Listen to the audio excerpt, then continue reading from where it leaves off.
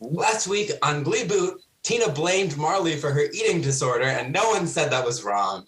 There was an awful Chicago dance-off, and Rachel sang Oh Holy Night with an appearance from Ellis from the Glee Project, and that's what you missed on Gleeboot. I definitely forgot Ellis was in there. The past few episodes, I've really been coming in hot with like the secrets that people aren't really seeing. Because like that one time I saw Sam pick his nose in the middle of class. I think I'm just so fed up that I'm just like, I need to focus on something else. So I just like zone out. I look around the room. Gleeboot. Welcome back to Gleeboot, the show where we get drunk and talk about rebooting Glee one episode at a time. I'm Cullen. Alyssa. And I'm Hannah. And you may hear their mumbles. And to introduce our special guest, I'm going to read a text that I sent to Hannah. The only thing more mortifying than watching Glee is knowing your parents have watched it too. And so, introducing my parents, Bill and Kelley. Woo! Welcome. I'm hip. I went to art school once. Okay, cool. I am not. Yeah. Okay, so we got one hip and one not hip. Perfect. Yeah. I don't say I'm still hip. I was hip. Hip in the past tense. New hip. Yeah, new hips. And my mom's got new hips. It's an age thing. You wouldn't understand. Yeah. So, what is your relationship with the show Glee? I remember Mom used to watch it sometimes because I would see it sometimes. Right, because I mean, I like music, so I thought that would be fun, but no. Storylines didn't hold. Yeah. Yep. Accurate. So Dad's relationship with Glee is I only watch the UFO shows with the guy with the scary hair. Can he have a cameo in Glee? That would be amazing. He's in the Gleeboot for sure. I don't think so, but I want him to. Yeah, in the Gleeboot, he's the crazy like history teacher / science teacher. He doesn't know what he teaches. And he sings Extraterrestrial by Katy Perry. Yeah. Oh my gosh. Wow, someone can finally work that into a piece of media. That's crazy. All right. So what are we drinking today? I have something very interesting. I have margarita popsicles. Wow. My boyfriend's mom saw them in the store and she's like, oh my God, I'm going to get these. And so they come with alcohol in it. You have to be 21 or older to drink it. Yeah, I'm about to open it and try it right now. So Ooh. Exciting. if I can open it. Get some rapper ASMR. Like, is it actually frozen solid, or is it like more like a frozen mix? Yeah, it's like a slushy type. Because Like a Go-Gurt, like an alcoholic Go-Gurt. Right, yeah. Lyle, have you ever eaten Go-Gurt? It's like smooth. This feels like a slushy. But like the packaging is similar to Go-Gurt. We used to put Go-Gurt in the freezer. Yeah, me too. Yeah, that's good. What? Yeah. It was frozen yogurt, way ahead of when frozen yogurt became a thing. Oh, I'm getting it cut for me. Perfect. Yeah, like is that Lyle's hand just reaching in? Oh, very alcohol forward. Okay. Not expecting that from a popsicle. I'm drinking a mix of vodka and margarita mix. I'm calling it the, oh my gosh, I made my parents watch Glee. I am drinking cranberry and vodka, so pretty classic. There's a lot of vodka in it. I think it's about half and half, which is too much vodka. You don't have to drive home, do you? I'm at home. I live here. And then are you drinking anything, Mom and Dad, or are you just approaching Glee I'm sober? drinking ice water. I forgot my drink on the rocks. My Yeti. Although the Cape Cod sounds nice. Yeah. Always refreshing. You said you took the BuzzFeed quizzes? Yes. Yes. So what were your results? Died. I got Quinn Febray, who she wasn't in the thing. She was dead. She was a rose on a chair. On a chair. Yeah. You were a beautiful rose. Oh. Yeah. This episode. A rose among thorns. Yes. Mhm. I could see you as a Quinn. You know, she holds on to her beliefs and she's very classy. Don't suck up, Cullen. Did you have a rebellious phase when you were younger? Did you dye your hair pink? No. Oh, No. okay. I was hoping to get some insider, like No. knowledge about Cullen's My hair. rebellion was marrying an artist, not an engineer. Oh, you were going to get married? Yeah. You're not Quinn. And I had a mullet. You did I have a cut mullet. it, and I met your Oh, mom. right. That's right. You had that tail. Yeah. I Wow. didn't tell when I met you, did I? Yes. Oh, You got a rat tail? yeah. I cut it soon afterwards. Cut Yeah. it soon after. Yeah. I didn't want to be too hip. You tucked it in the first time. I didn't want to chase her away. What character did you get, Dad? I got Rachel Berry. Oh. Nice. She's an artist, she's a singer. That's a kind of artist. It's a Hannah joke on the What's that? Oh, Hannah joke. everyone's laughing. I'm feeling left out. Put my hearing aids out. I'm, Oh, you probably would have met him now. no, I'm not. Rachel's she's an interesting character. You have her best qualities though, I'm sure. Yeah. I have been assigned Rachel Berry myself. Yeah. Okay. Yeah. We have this in common. Yeah. And obviously, I think we've said this before, when we assigned you Rachel, we had the best of intentions. We did not remember that Rachel can be kind of crazy. And Mom, you said you took the boyfriend quiz? Yes. Blaine Anderson. He is a good boyfriend. Yeah. It's Okay, Cullen's Glee boyfriend too. And my Glee character, I was assigned Blaine. Oh, wow. I just, I remember when they asked me who I'd want to do a duet with, the only one I knew the voice of was that character because recently he was on Celebrity IOU with the Property Brothers. Oh. That's how I knew who he was. So I thought, well, at least he has a big voice because I don't have one. So I thought I'll do the duet with the guy with the big voice. And I think that's how come I got him as a boyfriend. And that's Nice. why he's my least liked character. Yeah, Mom texted me when he was on Celebrity IOU. She was like, look, Darren Chris is on. I We had no loved idea it. he was on there. Yep. And he redid his garage, his manager's garage and backyard. Oh, so he didn't even have his own property redone. He did it for a friend. They do it for people in their lives who help them along. Oh, that's cool. Yeah. I never seen That's that our before. excitement here. You might be too advanced for you guys. So For the artsy people, I like the DIY stuff. yeah.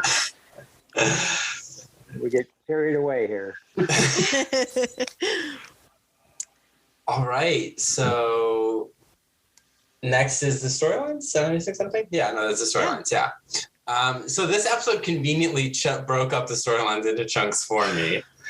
Yeah, really. They were being meta when Sue was writing in her diary and was Yeah. talking about the story. It's broken up into 5 different chunks. Yeah. And then they said, it's like that movie, Love Actually. This episode was not really like Love Actually to me. No, it wasn't. Except that it was different storylines. Yeah, Have you guys seen Love Actually?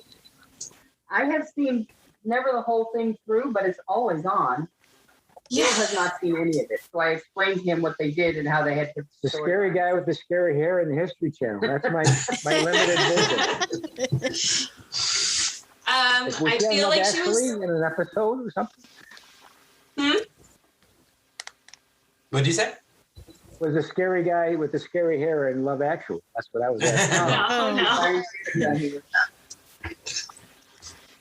But yeah, it just didn't feel like Love Actually to me. I don't know. Yeah.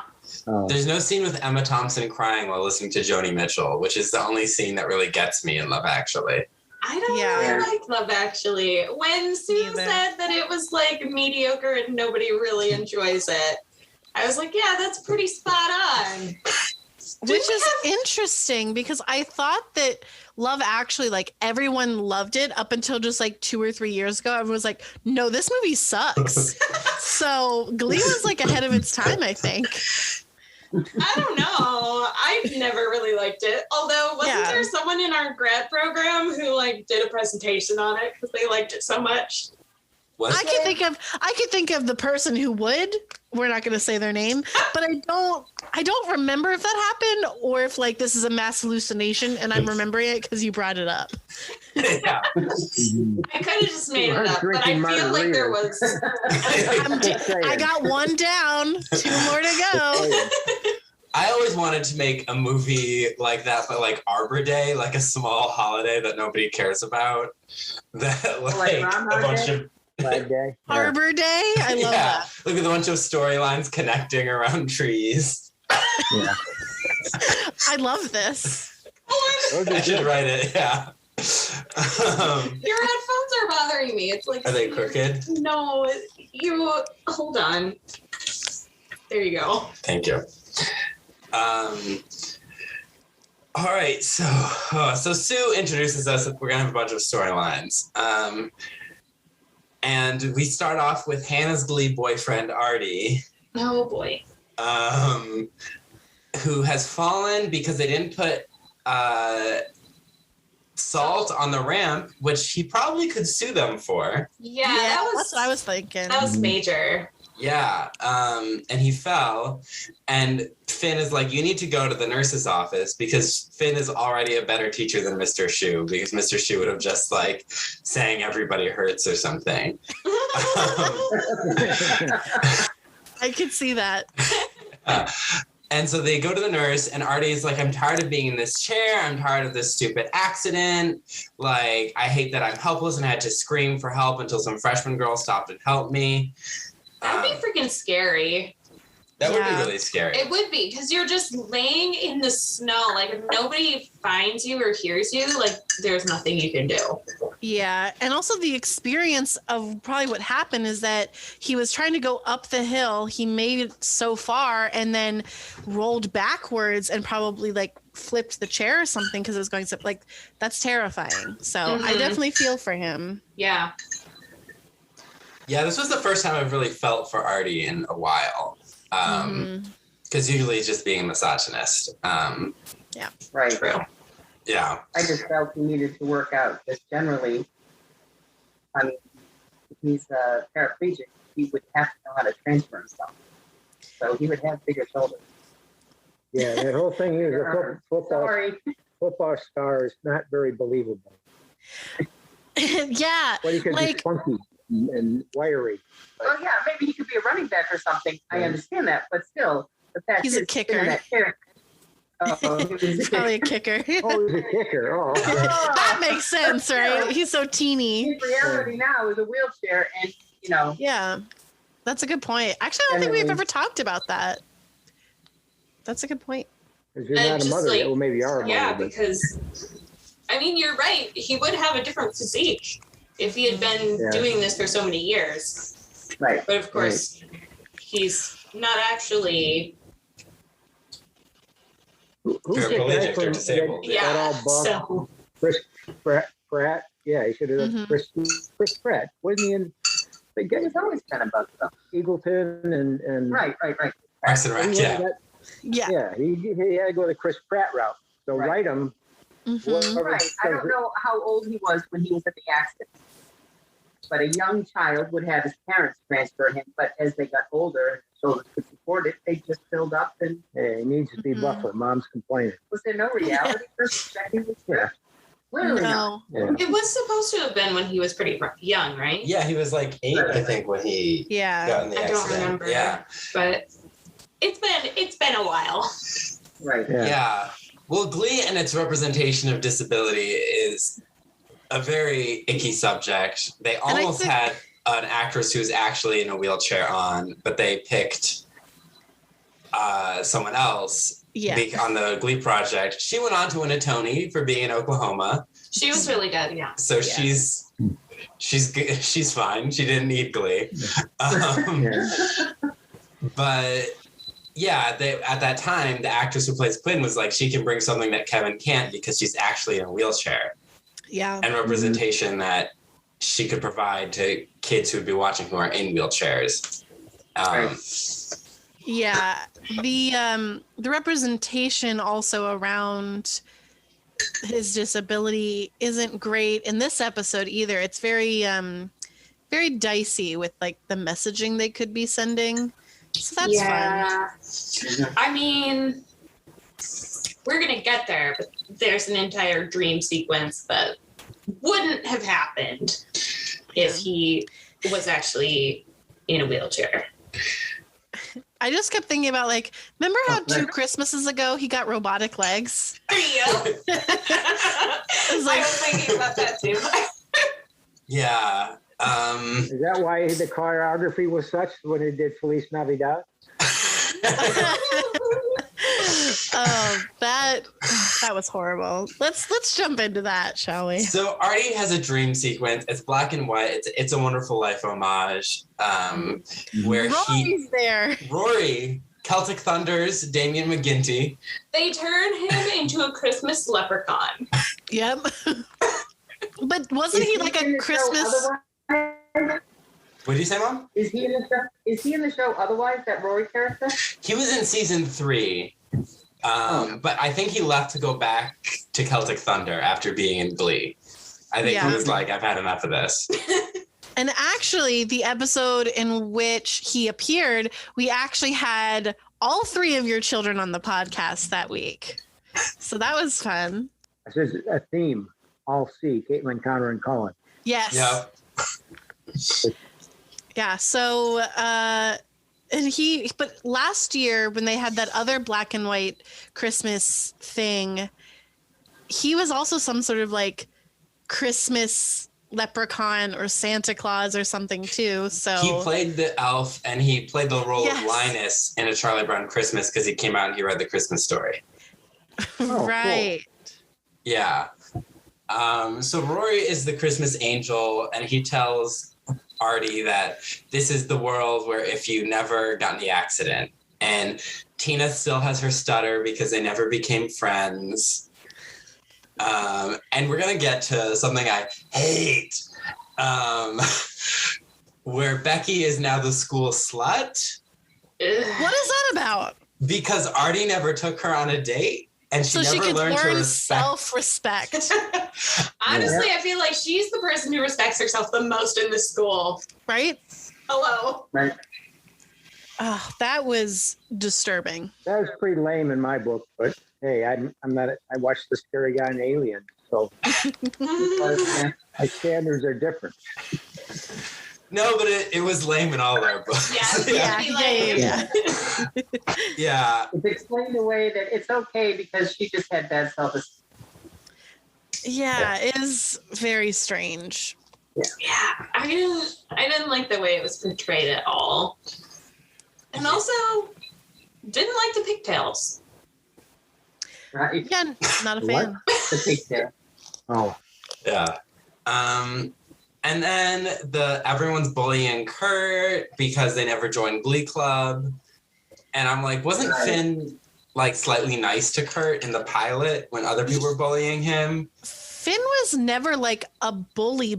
He passively and let it happen, but he wasn't ever like, oh yeah, I'm going to throw Artie in the dumpster kind of thing. Like he never did that. So what I'm curious about is that Finn is supposed to be graduated. They address the reason why Kurt isn't graduated. Right. Rachel's graduated and working as a librarian, but they never address the fact that Finn hasn't graduated, and I don't know why. Puck is there. Yes. Yeah, I don't know. Like Puck, I guess we can assume he almost failed. So, but Finn, I guess maybe he just barely passed as well. Oh, yeah. Okay. Yeah. So then Kurt's like, I couldn't go to school, so I didn't graduate. And then he's like, what does Blaine think about that? And then he's like, who's Blaine? And then but they never explain why he never met Blaine. yeah, because Kurt went to Dalton because of bullying. So if the bullying was worse, wouldn't Kurt have gone to Dalton sooner? Yes. So my theory is that Artie himself thinks he's this important to other people. Yes. Yeah, that's what this is. Rory actually says at one point, "You are the glue that keeps the Glee Club together," and I laughed out loud. Yeah, that was funny. That's probably the best joke. Cullen laughed from his room. Yeah, because I heard Allyssa laughing. Yeah, because then, like, what else does he see? He sees, like, Rachel's the librarian, which, ignoring the fact that you need years of schooling to become a librarian. Not even in a school.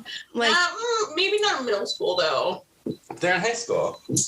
But my high school library sucked. So I think, like, it's standard that, like, you have to get a bachelor's degree and then you have either have to do like training or you get a master's of library science. Like, it's MLS. Yeah, it's like unless she's volunteering. Could be volunteering. Yeah. I mean, they're just doing it to pay homage to what my dad calls every librarian's least favorite scene, is the scene in It's a Wonderful Life where his wife became a librarian in the world without him. And he's like, and yeah. So he's Mother like, wanted to be a librarian.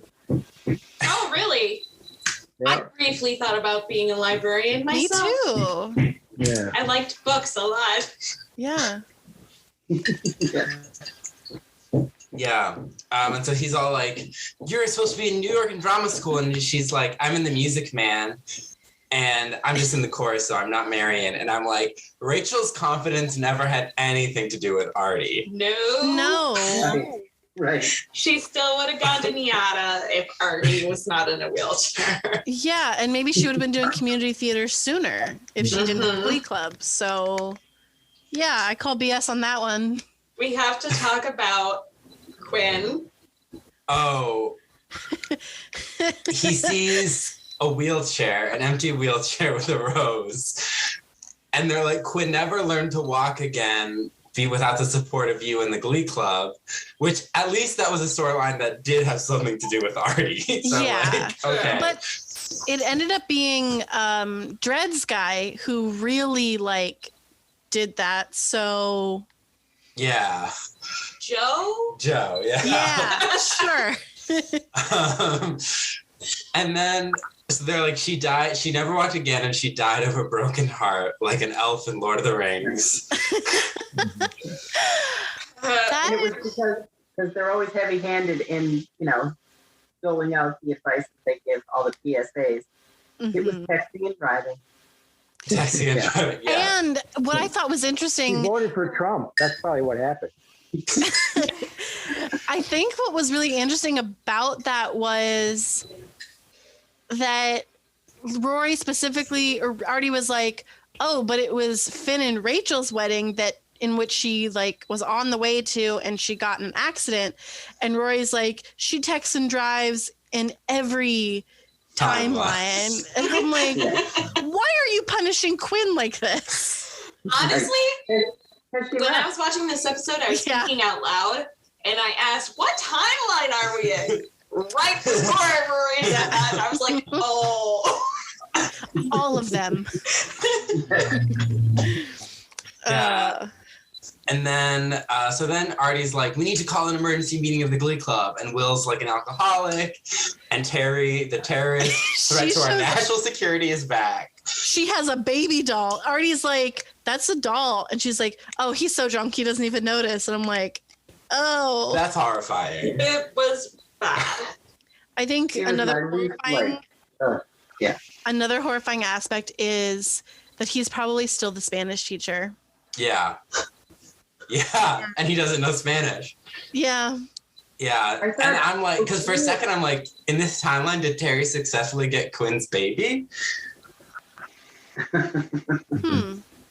But no, she just got a baby It's doll. just a baby doll. Yeah. And Then she's Terry like, tries to hit on Artie too. Didn't like that. yeah, did not like that. Who's that? Oh, I saw that. Yeah. Who's that? He was like talking to her and she goes, "Oh, you're cute." And I cringed. Yeah. Yeah, true. Yeah. And then so Artie is like, I'm gonna get the Glee Club back together. And he's like, we used to, like, it's all about the music, as Finn said. And Finn's like, I never said that. And then Artie sings Feliz Navidad. So they're in the choir room and I think it's Kitty who says, "This is Sue's craft room." No, isn't it Coach Beast? She said it No, was it's Coach... Kitty. Coach Beast wasn't in this They one, said was it she? was- No. Kitty said this is Coach Beast's classroom. Or No, craft Coach room. No, Sue's that's craft room. I swear she said Yeah. Coach Beast. Oh man. Wow. I might have just But completely. then Feliz Navidad happens. Complete with maracas and a poncho. Yeah, Rory shows up to do that and I was like, I why? cringed. Oh man. I This also was- don't know why pick Feliz Navidad. This was solely so they could put Feliz Navidad on their Christmas album. Oh. Probably. Yeah. Yeah. I feel like if Artie in his dream sequence makes the decision to sing Feliz Navidad, then Sue's having done all of those, like the La Cucaracha song, like that really impacted Artie in a bad way. Yeah. He's like, "Oh, this is totally okay for me to do this." Yeah. So then Artie is like, when he sees Quinn's wheelchair, I think he like gets in the wheelchair and he wakes up. Hmm. He sniffs the rose, which I thought was weird. I don't know why I thought that was weird. And he wakes up and Finn is like, dude, your mom's here. And he's like, do you need help getting in your chair? And he's like, yeah. And so let's discuss this storyline in that I like that Glee was trying to be like, hey, people with disabilities, you're important and you matter and you affect other people's lives. I just don't like any way they executed that. Yeah, because like I think it also ties in a lot with the fact that every time Artie has a storyline that's about his disability, he's always having some sort of dream sequence or whatever that has him not in a wheelchair, which kind of like, to me, it kind of takes away from self-worth if you're saying, oh, well, people in wheelchairs are always just thinking about how they wouldn't be paralyzed or how they wouldn't have a disability and could be abled in a different way. So like, I just think they rely so heavily on that it sends a really weird message. Mhm. I agree. They're Yeah. supposedly including him because you can do all these things and and have a disability. But instead, what they're really saying is that they're eliminating the disability with any, sleight of hand that they can think of. So they're in essence saying that it's really not okay. Mm-hmm. Yeah, like look at all the things you could be doing if you didn't have a disability. Right. 0 out of 10. Yeah. Yeah, it's not good. Would you still have like? How would you approach this then in the Gleeboot? I would start by casting someone who actually uses a wheelchair. Okay, yes. That's But- step one. I know that for sure. I'm thinking about the other stuff. I think making a character that does, like, Artie is always so tangential, like a character that does actually impact the other characters. That's true. Mm-hmm. And isn't awful the way Artie is awful most of the time. Yeah. I feel like this, like, Artie just needs to be scrapped and then replaced with someone else who is just better. Or if they could at least, you know, make this sort of personal struggle he's going through less about how negative his disability can be in his life and have it be focused more on, like, I don't know, that like in the dream sequence, he still has his disability. Maybe it's just like the way he's been treating people is something he has to learn to change, because he can't change the fact that he's in a disability. So right. I feel like if it has something to do not at all with his disability, I feel like that would be better, because we're at a point where like we can have media with people who have disabilities and not have it focus all the time on their disability and how they should be trying to overcome it. Yeah, because every time they do Artie, it's like, I wish I could dance. I wish I could this. Like, it always goes back to that. Yeah. And like, I get if you want to go to that once, because I'm sure that's a struggle people face. But like, if that's the only thing, it gets tiresome. So yeah, have it focus on, you know, like, even if it, like, he's like, you know, I'm just a burden on everyone. I wish I wasn't around. Like, even if just focusing on, hey, Artie, by being around, you've impacted people positively. Because that's what they're trying to say. Oh, by being in a wheelchair, you impact people positively. But what they should have been saying was, by being in people's lives, even though you are in a wheelchair, you still impact people in a positive way. Yeah, because they really don't make that clear. It's like, oh, thank God you were disabled. Like, that's kind of what they end up doing at the end. Yeah. And I'm like, oh, okay, sure. That's a choice. Yeah. Cringe. Yeah, I didn't like this. So what's the next one is, oh yeah, our favorite character, Puck. That's it though. That's the end of this Artie storyline. It's the first, 4 minutes of the show, and then that's the end. It's very separate from everything else that happens. Artie's never comes back, but so there's the New York storyline, and then like Puck and his brother. Puck, and that comes up a couple times. Like it kind of goes back and forth, which is Artie's is just so easily condensed. Yeah. So I feel like that one though had the most to talk about when it comes to like a reboot, or like had the most substance to it. Yeah. Yeah. I feel like the other ones are gonna kind of fly by. Although I kind of, we'll get to it. So Puck and Jake, our favorite characters. Jake is being bullied in the hallway because they're like, do you celebrate Kwanzaa or Hanukkah or Kwanzaa or something? And then he starts fighting people, and then Puck is there in a high school and he's stopping the fight. And then Jake's like, I'm fine. And he's like, you don't look like you're fine. And he's like, what are you doing here? And he's like, I'm scoping out chicks. Uh-huh. There's like a girl, a cheerleader who passes by him. She's definitely like underage, or at least just a high school student. And they like have a glance at each other. And I'm like, no, bad Puck. It's disgusting. Gross. Did anyone notice that he looks bad? Yeah. Like he looks rough. Like sick in this episode. Oh, interesting. Like his eyes are all sunken in, and I wonder if it's the makeup or if it's just him. And I was just like, oh, you're just not having a good time. Well, I do know that the actor did have a lot of personal struggles while on the show, like a lot of the people who were on the show did. Right. But yeah, I mean, I guess it really works for the storyline because clearly, like, as soon as he steps in the school, you're like, oh, something's wrong in Puck's life. Like, he needs some help. He needs some companionship.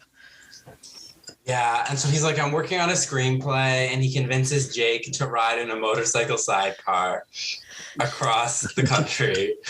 Which, I mean, I did a road trip with my brother across the country, and it was really fun, but I was not in a motorcycle sidecar. Yes, yeah. Did it take you 1 second? Because that's a lot of fuck. Okay. So let's talk about geography, okay? So something Ryan Murphy knows nothing about is established. Just pull up Google Maps, Ryan. That's all you have to do. So, yeah, California. Probably, I don't know. Cullen, did you go to California with your brother or somewhere else? Yeah. So how long did that take you? I think we did a week, and we spent like a day in Colorado, a day in Utah, and a day in San Francisco. So like even just driving straight through, which you can't just sit in the sidecar for that whole time. There's no way. You're gonna have to get up and walk, go to the bathroom. Yeah. So like, I don't know, at least 2 days? 3 days? It's probably more like 3. Yeah. My mom and I did a road trip out here too. And we did stop places, but we it was mostly just to like get sleep. Mm-hmm. And it one place we stopped for longer. No, 2 places. But it was about 5 days, but if you took out the time that we rested and like stayed for half a day in a place, it equals about 3 days. Yeah, so you're right. It literally was just like, oh, you want to go in my sidecar? Boom. They're pulling up in front of, I don't know. The Paramount. Yeah. I've been to that lot. I've been to the Paramount lot. I worked there for like 4 months while I was doing an internship there. I was like, there's what? How do they get there so fast? It's because they film their probably on a regular basis. Yeah. But I was just the like, magic of movies. Yeah. I was just You're like, supposed to suspend belief. Right. But then there's that refrigerator logic that like, wait a second, that doesn't make any sense. It doesn't. Mm-hmm. And so I just pull up Google Maps, Ryan Murphy. That's all you got to do. And so they get on the lot, and Puck says it's because he played with the sweater puppies of an assistant, which took me a long time to figure out what he meant, and it was thoroughly disgusting. I don't. Wait. Well, he's not do I want to know? Because I have not put that together yet. He's a rough, tough guy, you know. So that's he's the way he talks. See, I heard him say something and I just blocked it out. I was like, I don't care. Just move on with the story. The whole thing was fraught with Harvey Weinstein-esque. Yeah. Now that hearing it. And then they have their dancers in the nude tights. You know, that whole tension, you know, the good girl and bad girl thing going on in the whole sequence. Plus, the 2 secular Jews talking about the holiday, celebrating the Jews still being Jews, even though the Greeks were oppressing them. But they've given up their faith. So it's kind of a weird sequence. It's ironic. They're dancing around in Babylon, you know, singing about keeping the light, which is their faith, which they don't practice. Their only idea of their faith is in opposition to the greater culture. That's why they have the nuns there. Well, we don't really know what we believe, but we know we're not supposed to be like those guys. Yeah, this whole sequence is very strange. Yeah, I doubt Puck knows who the Maccabees are. Yeah. And then it was set in the 40s, or was that 40s? That movie? Something like the 30s, maybe. To do with the big diaspora of Jews coming from Eastern Europe in the teens, and then that would be their children became Americans and jettisoned the old Jewishness. And so I think that was that relationship there. That's why it was set in the 40s. You know, that's when we became Americans and got rid of the otherness that we had. The Great American Melting Pot. Yeah. Mm-hmm. I remember the Schoolhouse Rock song about that, and Mom being like, we don't need to be in a melting pot. We need to hold on to our culture. You said that? Identity politics. But they're singing on golf carts they're just driving around, entering random movie scenes. No one's yelling at them. And if you wander on a Paramount set, they yell at you to get off the set with more swear words. Yeah, and of course I did not like Jake singing how to play the guitar and maybe fucking. Yeah. One guy was faking. Yeah. Sure. Yeah, Jake did not Kermit know the how. Frog. Yeah, his Jake does not know voice. how? No, Puck does because he was a guitar player. Okay, because Jake was at least doing some fret work and Puck was not. That's interesting. And that's actually interesting because like that character, Puck, he's been on there a while. He should know to like actually do it right. I'm telling you, he looked like sick. I think there was something off with him that like during this film. I mean, the child pornography. What? He's the one that was convicted of child pornography. Yeah, like he's and we have no idea like, when really that started. high on drugs and like he's not having a good time. In Not real having a life? good time. In real life? Oh my Yeah. God. Yeah. I like him. I like his character because he seemed hopeful. One would think he would be a good judge of character, but I guess. I know. Yeah. Well, I mean, he's good He at was flirting with the acting. underage girl. He was good at acting, so the fact, I guess, that is a testament to his acting skills. Another one of Glee's kind of tragedies because he hung himself in prison. Yeah, he's no longer alive. Yeah. Yeah. In the show, not in real life. No, in real life. In real life. I didn't know he was in prison. I thought he was at home. Who was that? The guy who plays Puck. Oh no. Yeah, it's really dark. I'm totally bummed. I am too, because he was. But you knew that? No, not until later after we did this. After we did the, you wrote it in the email, so we followed along. Most liked, least liked, favorite song, song, And then later I was looking up and I thought, oh. Yeah. So you were probably right that he was probably suffering. Something was happening. Women are more empathic. They pick up on that stuff. I don't think that he was having a good time. Yeah. Yeah. Wow. Yeah. I'm totally bummed. So they Dad's right when it was suddenly set in the 1940s, like all the movies they were filming. Yeah. It's like they were like 40s dancers. I didn't even pick up on the fact that it was all like in a similar era. Like I just was kind of like, oh, they're on Paramount, which is interesting. I've been there. Like I've seen the giant Paramount Christmas party and the Christmas tree. Like I've done the whole Paramount thing. It's pretty cool. It's fun.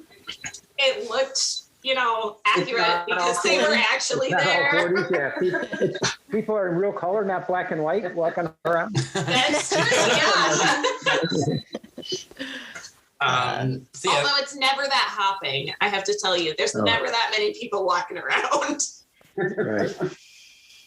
Yeah, so they sing, was it Hanukkah, oh Hanukkah, and then they get matching tattoos of the Star of David.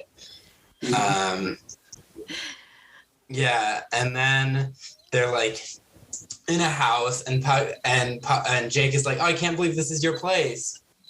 And I'm like, he's going to be squatting at one of the places of the people who clean his pool. And that's what happens. I don't know how, I mean, I guess I don't know Jake's intelligence, but like, how could he believe that was like a place he was renting? Because like he cleans pools and he just decided he wanted to be a screenwriter. So you believe the people you want to believe. Okay? Aren't they all rich and wealthy? Yeah. Living it up in LA, baby. Yeah. Honestly, though, I mean, like, I feel like Jake wants to trust him because he's his brother. The more you, like, it's more about asserting your will over your logic. You know what I'm saying? So, like, if you trust someone, you want to trust them rather than looking at the logical situation and saying, this is something that could never happen. You're like, they would never lie to me. I'm going to put my trust in them because that's what I want to do, because I want to have this relationship. So I don't really think it has anything to do with actual intelligence. Probably more to do with emotional intelligence and how you deal with logic and like the trust that you put in the people around you. And it doesn't take long for the lady in a with the flowers around her neck to be like, oh yeah, we're back from Hawaii. Get out of my house.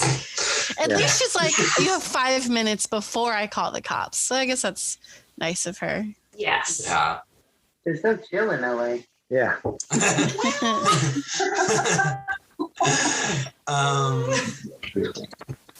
Yeah, so then Jake's like, wait, this isn't, he's like, Jake's like, let's go back to Lima. We'll make it in time for Christmas Eve. And which I don't know how, because the timeline that they set up for this episode is whack. So actually, that's something I wanted to talk about. It's almost, so what I gathered was every time they start a new story, they go back a couple days. And then it finally meets up at the end. That's what I think, but I'm not sure. Because it's crazy. Yeah, they really need to be more clear on that, because I was wondering where we were on the timeline the entire time. Not just during Artie's. Well, because like flashbacks. when we get to Brittany and Sam, during that, Jake is there. And I'm like, wait, wasn't he with Puck? And then I was like, oh, maybe this is a few days ago. But we also have to consider that they would be off. Why are they in school? True. Like usually you're done by like what, the 23rd? 22nd maybe? At least. at the latest. Yeah. Typically it's like the 21st, I want to say. At least. Yeah. Yeah. So Jake's like, let's go back to Lima. So they go to Breadsticks and they arrange a dinner between their moms and them. And because their Puck's sister is conveniently not there because she hangs out with her Christian friends. We don't want to bring that actress back. Yeah. No. Wait. I have a sister. I completely forgot about that. You don't remember how every what holiday? Passover? I think every Passover They watched Schindler's List. They watched Schindler's List eating TV dinners. You don't remember that tiny scene from like the first season? I remember that, but I don't remember the sister. Because she screamed. Yeah, when someone gets shot, you hear the gunshot and she goes, ah! She runs away, and then he's just still sitting there eating. I don't remember this at all. I'm scared of how much I now remember of Glee. That's something that stuck with me for years, though. That and the mailman. The mailman fan running over the mailman. Yeah. Oh my God, you killed him. What are you going to do? Yeah, so they're having dinner between the moms, and there's like sparks. You can see that the two mothers are about to set the table on fire and like go to war. Because she's like, I went to the diner and you didn't even recognize me. And she's like, he didn't tell me he was married. He didn't wear the ring. And they basically are like, why are we fighting over him when we could be together? Because like Jake's like, me and Puck want to be in each other's lives as brothers. And so they kind of reach a peace. Yeah. And they end up just like bonding over the fact that their dad was a big a-hole. Yep. Which was, I actually liked it when the two moms bonded, because Jake and Puck went to go sit at the bar together, and then you see the two moms in the booth together, and they're just having a grand old time. Yeah. And I just was like, I want to hear what they're saying. I want to listen to that conversation. Because like Glee very could have easily and probably would have just like had them pitted against each other for a couple episodes until finally they came to an agreement. But they just settled that right away, and I'm glad. Yeah. So that's the end of Puck and Jake. So next Sam and Brittany, right? Bram Stoker, author of Dracula.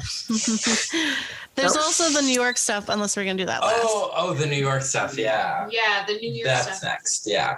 Did that happen before Puck and Jake? I thought Puck and Jake came second. It's split in half because I have notes from them. So I have like New York, and then I have Puck, and then I have. I think New York came first, actually, because I remember thinking that the timeline was really screwed up. Okay, yeah. Yeah, because I have then more New York stuff. But yeah, the first New York stuff. What are Rachel and Kurt even doing?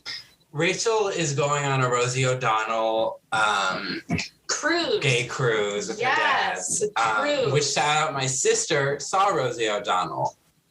Oh. Which is one of our few celebrity sightings. Only celebrities I've seen in LA are from Teen Wolf. Unintentional and two different.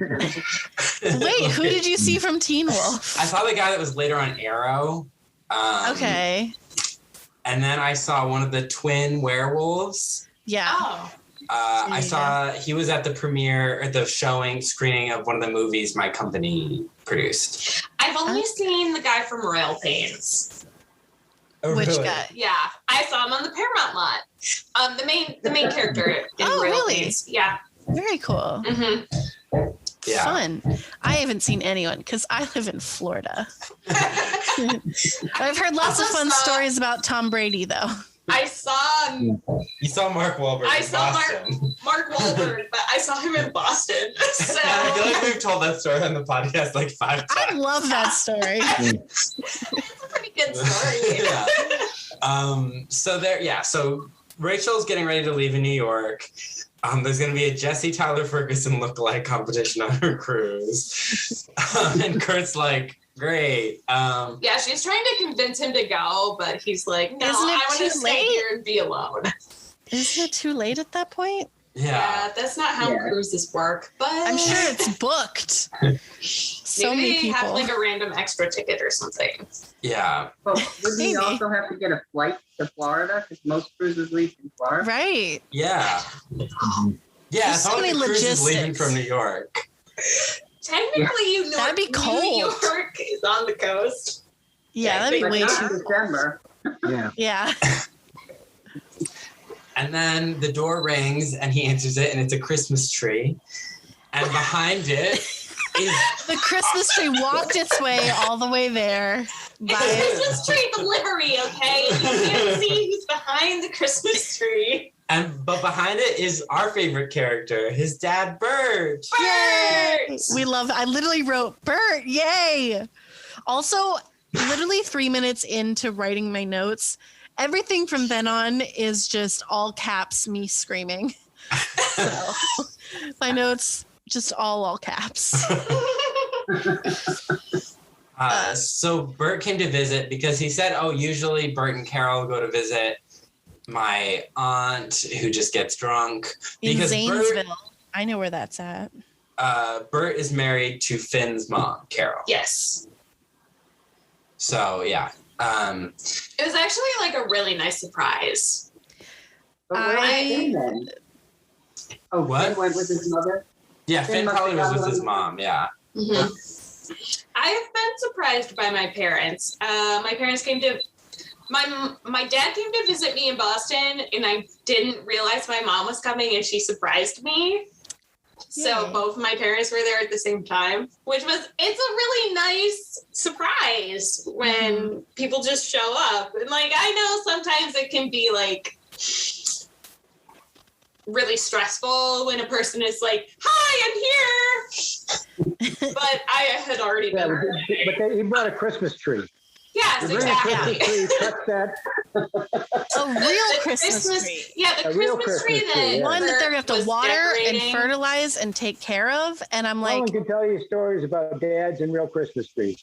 I've never had a real I'll just Christmas leave it tree. at I don't think I can barely take care of myself. That tree would die in an instant if I that. Well, had that's it. your generation, but let's not go there. But you're supposed to water them, and like, I mean, Yeah, you gotta they change are the plant water. cutting Then they got technically. spiders in them. Sometimes they have live animals. No, absolutely not. Oh, you mean like a Christmas Vacation when there's a squirrel inside? When I'm not watching the guy with the scary hair on Aliens, that's when I'm watching. So Bert brings a Christmas tree and he brought ornaments too. And they're decorating it and they're talking about how when Kurt's mom died, because she used to always get the tree, that Bert forgot. And then he saw Kurt hanging ornaments on his windowsill and they went to drive out and get it. Which is On such Christmas a Eve, sweet, no less. sad story. Yeah. Yeah. Also, he has an ornament version of his mom's perfume bottle, which I thought was actually really interesting. It makes me wonder. Yeah, like it probably was her actual perfume bottle that they made into an ornament. I think that's really cool. Mm-hmm. Yeah. It reminds me of my tree. Are your trees like that too, where your ornaments are all mismatched and don't look the same because they're from all different years and have different meanings? At some Do point, people have ornaments that match? so at some My point aunt does that. in my growing up, I think it was like my mom and my dad had split, and like it was her first time doing a Christmas tree on her own, so she wanted it to be perfect. So then from then on, and my mother has passed this on to me, that I get matching bulb sets, and I have a couple sentimental ones here and there, but I like the matchy. Oh, Yeah, my aunt is the same All right, way. I'll just see myself out. Bye, guys. She's gonna go see a psychologist. The first thing I say to my therapist is, I have a matching tree and all the ornaments are the same. And she's gonna be like, I'll write you a prescription for this. It's in all the journals. The red flag, just say it. You don't hear about my Christmas trees growing up, let me tell you. Yeah, Okay. so they're decorating the tree and talking about their Christmas traditions, and then they go see a Broadway show. I think they see the Rockettes. You almost forgot. Bert got a special little like a little gilded apple for their first Christmas in New York. It took me like a full 30 seconds to realize that the apple was because it's called, the city's called the Big Apple. Like, I was like, why is it an apple? New York apple? Oh. You guys work in the film business, all about imageries and good communication using symbols. Yeah. It was it's a great little moment, and like Rachel has to like open it and put it on the tree before she leaves, because, and also like Bert's like, here you go, and then he's like, happy Hanukkah / Merry Christmas, because he's like, I don't know what to say to her. The show doesn't remember she's Jewish half the time. So. No. What's that? The show doesn't remember she's Jewish. I have Jewish friends. When I wish them Merry Christmas and someone called me out or whatever, and she said, the intention is good. Why do I, Yeah. Yeah. I didn't say have an unmerry Christmas. Have a mediocre Christmas. That's what she said anyway. Yeah. It's not a big deal. They had the intentions. It's a good intention. Yeah. Yeah, you're just wishing someone a good time, like. I'm just one of the goyim.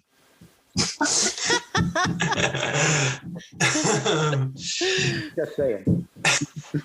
So then Rachel goes on her cruise, and then Bert and Kurt see a Broadway show. I think they see the Rockettes, right? Yeah, they do. Yes, they did, yeah. And then they go get hot chocolate. Suki. She's so mad. She's like, get me out of this.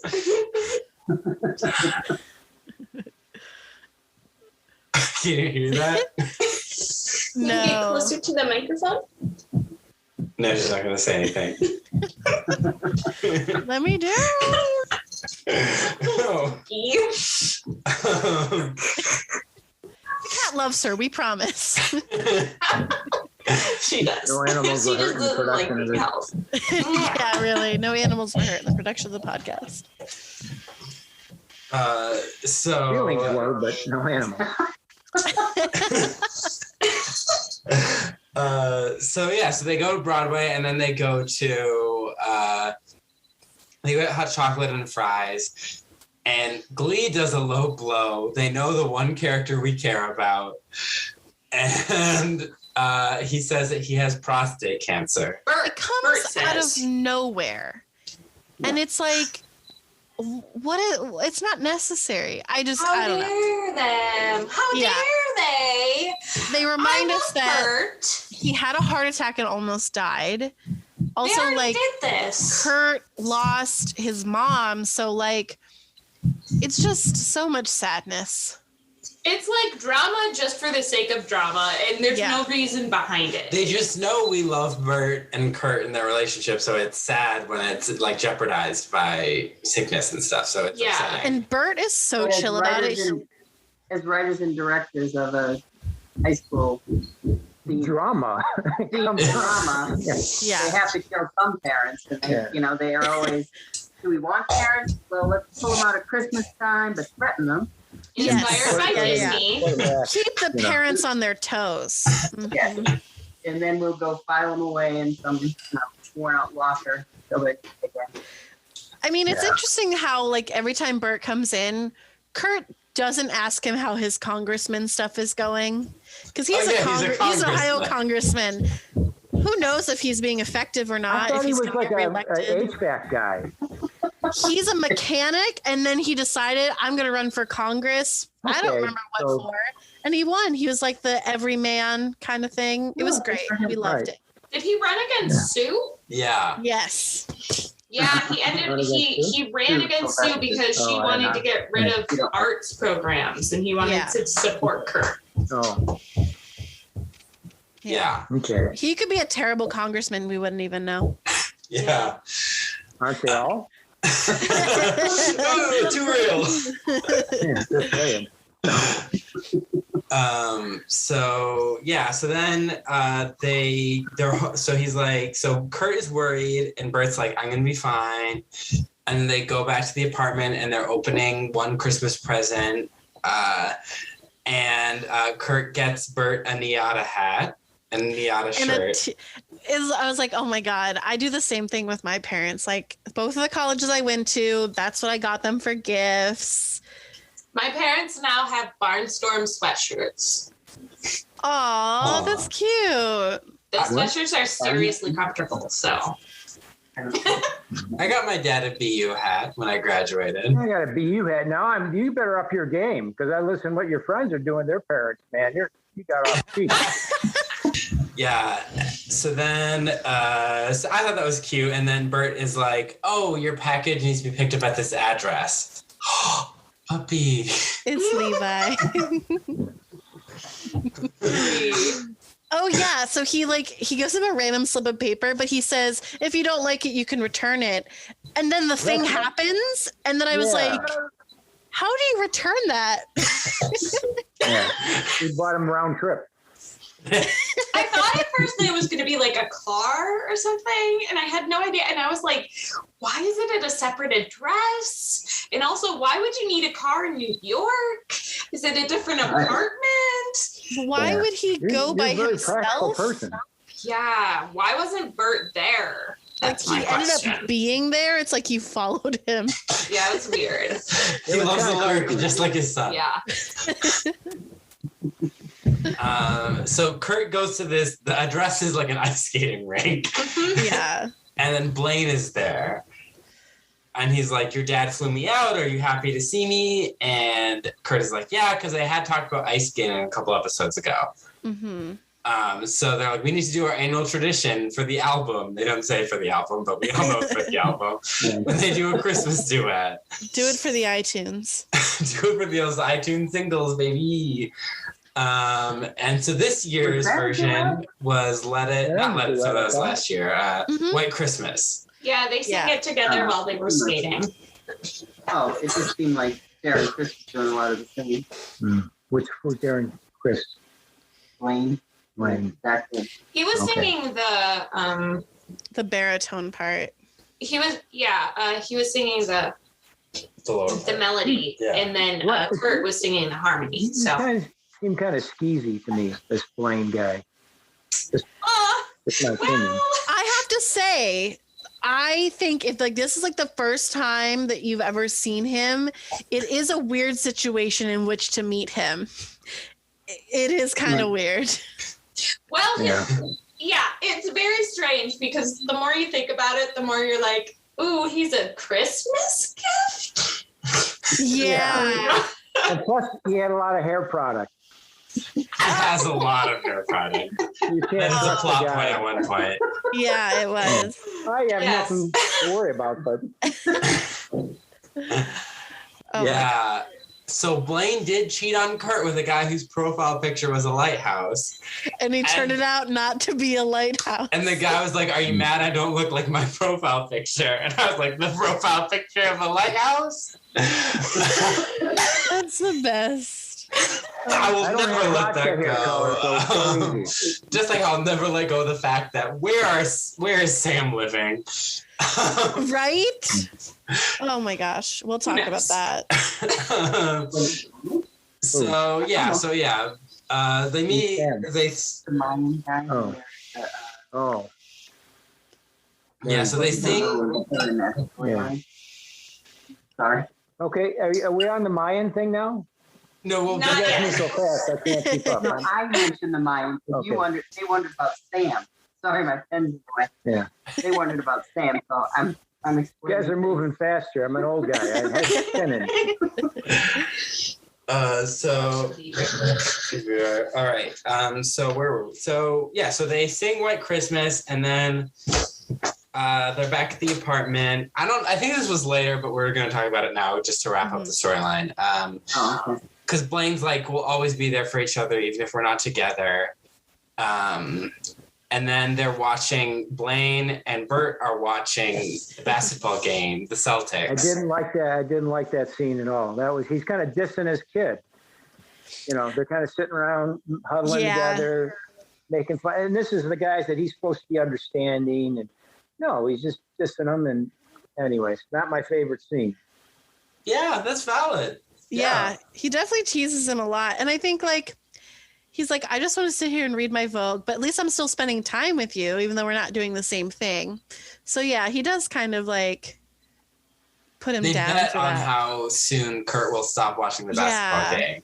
Right. It's kind of that hair product is betraying his friend. Yeah. You know, Yeah, it's not that's cool. true. That's true.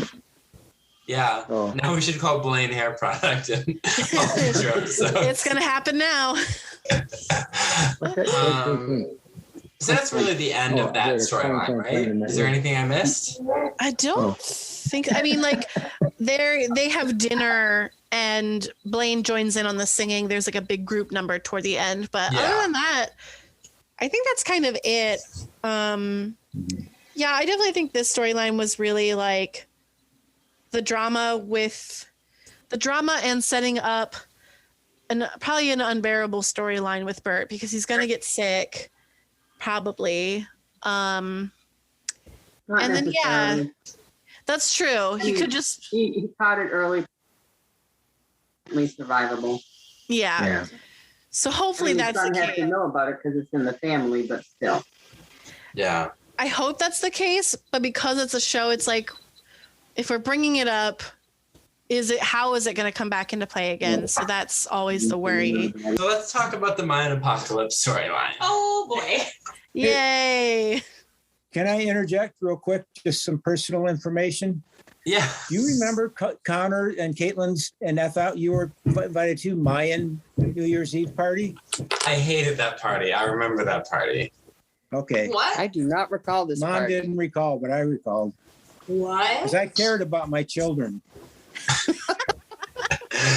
We had a Mayan apocalypse party at Connor's apartment, and I was still very young, and I was kind of it was in our basement. no, Oh, where Cullen went to school. yeah, Yeah. Yeah. no, that was the New Year's party. Right. There was a Mayan apocalypse party the next year at Connor's apartment when he lived in Royal Oak. Oh, The creepy guys. I don't want to know about that. Yeah. I care about my children. What's funny about this Mayan apocalypse 2012 stuff is I remember that being a thing. And I also remember that my graduating class was 2012. And we're like, oh, we're going to be the last graduating class. And that didn't Do you happen. guys You could have remember been the movie 2020. that came out? What, Alyssa? Do you remember the movie that came out? Yeah. 2012. And it came out like a couple years before. Listen, I actually enjoyed that movie. I love a good disaster movie. It's a good disaster movie. It's Geostorm, like perfection. it immediately dated itself. Yeah. As soon as 2012 passed, like maybe not the best choice of title and like concept. Exactly. But they had the cool Mayan graphics, though. That calendar they'd always show, that was kind of cool. Anyways, we digress. Which we do all the time on this podcast. Yeah. So Brittany, I mean, I guess I had a job in high school, so I had enough money to pay for like a semester of college or something. Because I remember before I got a job in college, I like paid from high school money. But like, Brittany apparently has the money for a car and a Rolex and a 3-week vacation in Saint-Tropez. And I'm like, where'd you get this money, Brittany? She explains it by saying that she emptied her college. Or she doesn't even say that. She just said her savings. And I'm like, I did not have that much in my savings in high school. Maybe she had a bunch of like bonds. I'm sorry I let you down, Cullen. Yeah, I'm fairly certain. Everybody, okay, make me feel bad. That wasn't her savings. That was like her parents. That Maybe she had to her savings bonds or communion something. money. She put it away, invested wisely. Cullen dissipated his candy and 7-Eleven Slurpees. So Now I'm just picturing like a kid like being like, yes, I would like to put this in the S&P. Thank you. yeah, So yeah, Brittany is giving everyone fancy presents, and she's like, "The world is ending. I just want to enjoy it." And then Sam comes up to her, and she's like, "Are you trying to convince me that the world's not ending in 2012?" And he's like, "No, I believe it too." And he has this like chart, and he's like, "This number aligns with this number, which is Mexico, which is the 10th biggest tourist economy, and the president of Mexico is making this much money off of people visiting." And he slaps the chalkboard constantly. What is happening? it reminds me of, it resonates of today in the COVID conspiracy theorists. I mean, that's kind of a Debbie Downer, sorry, but it's definitely conspiracy-esque. Yeah. Where's my tinfoil hat? Yeah.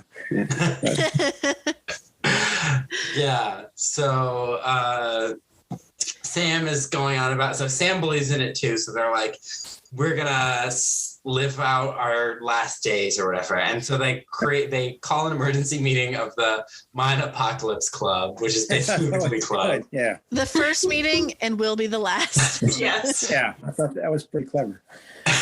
And they're like, we're gonna be brutally honest. And Brittany has a couple great lines. She gets zingers for days. Yeah. She's like, "Tina, acting as a pipe dream for you to pursue it as a career is both shocking and irresponsible." Okay, here's the thing though. Why does she tell Tina this if the world is going to end? Because she says that she just wants to tell the people that she cares about. And she says something like that, where she's like, "I'm going to be honest with the people I care about." But I thought it was going to be like uplifting things. I was like, she's going to tell them how much she cared and appreciate them. Nope. And then she turns to Joe, and this is like the best line of the series, where she's like, "Joe, I don't know what your deal is, and you honestly never made much of an impression on me." And that is us as an audience. Yeah. All we know is he joined the Interfaith Paintball League. I love that. Yeah. So, and everyone's like, "God, this sucks."